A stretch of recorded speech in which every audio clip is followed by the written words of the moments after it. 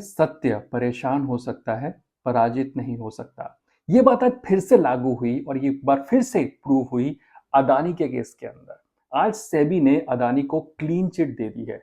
Clean chit इस बात को भी साबित करती है कि कोई विदेशी चीज अगर कुछ कह दे तो जरूरी नहीं कि वो सच ही होता है। ऐसा क्यों, आखिर इसको समझते हैं। हिंडनबर्ग का क्लियरली एक आरोप था कि अडानी ने अपने स्टॉक प्राइसेस को मैनिपुलेट किया है। मैनिपुलेट मतलब फर्जी तरीके से बढ़ा रहा है, पैसे पंप कर करके बढ़ा रहा है।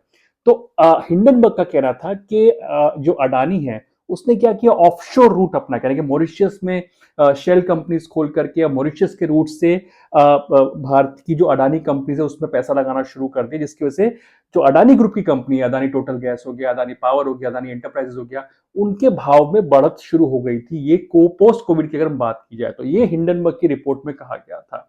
लेकिन एक और चीज भी है कि पोस्ट कोविड के बाद में, यानी कोविड के बाद में, कई सारी कंपनी के जो स्टॉक के भाव थे 2x 4x 8x 10x हो गए थे। तो उसके साथ ये भी देखिए कि अडानी जो ग्रुप है वो मैसिवली इन्वेस्टमेंट कर रहा था, कैपेसिटीज बढ़ा था, इंफ्रा को बढ़ा रहा था लगातार, जिसमें इन्वेस्टमेंट भी तो आ रहा था। लेकिन इस बात को कहीं ना कहीं दरकिनार किया हिंडनबर्ग ने। लेकिन आज सेबी ने स्टॉक मैनिपुलेशन की बात को भी कहीं ना कहीं खारिज कर दिया। हिंडनबर्ग ने एक आरोप और लगाया कि भाई अडानी की 3 कंपनियां थी, जिसका नाम था आडीकॉप एंटरप्राइजेस नाम था, दूसरा नाम था माइलस्टोन ट्रेडलिंक्स था, तीसरी कंपनी का नाम था उनका रेवर इंफ्रा था।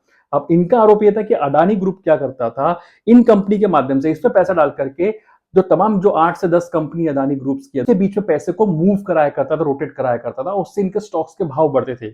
अब स्टॉक्स के भाव बढ़ते थे तो इसी स्टॉक्स के भाव को बढ़ने के बाद में जब मार्केट कैप अदानी का बढ़ता था तो जाहिर सी बात है उसके ऊपर लोन लेकर के अदानी मैसिवली अपने प्लान्स को भी एग्रेसिवली बढ़ा रहा था, इन्वेस्टमेंट कर रहा था। तो वो चीज कहीं ना कहीं निकल करके आती है कि इस बात को भी कहीं ना कहीं सेबी ने आज खारिज कर दिया कि बिल्कुल गलत था, अकाउंट्स को चेक किया गया तो ऐसी कोई चीज पाई नहीं गई है। वहीं कहीं ना कहीं ये पाया गया कि अकाउंट में फ्रॉड किए गए थे। भाई एक लिस्टेड कंपनी है, कैसे अकाउंट में फ्रॉड किए जा सकते हैं। तो सेबी ने इस बात को भी दरकिनार कर दिया और उसको मना कर दिया कि ये बात बिल्कुल गलत है जो कि हिंडनबर्ग ने कहीं ना कहीं पब्लिश की थी। इंटरेस्टिंग बात निकल करके आती है कि हिंडनबर्ग जो कि 2023 में ये रिपोर्ट पब्लिश करती है, तब जब अदानी 20,000 करोड़ रुपए का एफपीओ लेकर के आने जा रहा होता है उस समय पर पब्लिश करती है। और इस रिपोर्ट के बाद में हिंडनबर्ग जैसी कंपनी $4 मिलियन, $4 मिलियन के आसपास को कमाती है शॉर्ट सेल करके अदानी के स्टॉक्स को। वही जनवरी 2025 में जब काम पूरा हो जाता है, इन्वेस्टर्स का लगभग 7 लाख करोड़ के आसपास डूब जाता है, तो यही हिंडनबर्ग अपनी कंपनी को वाइंड अप करके चली जाती है। जो वेस्टर्न जो ताकत है उनका मकसद साफ था कि जो इंडियन कंपनीज जो कि इंडिया में और ग्लोबली कहीं ना कहीं एक्सपैंड कर रही है मैसिवली, उसको कहीं ना कहीं रोका जा सके। और आज कहीं ना कहीं यही हुआ कि जो सच है उसकी जीत हुई है।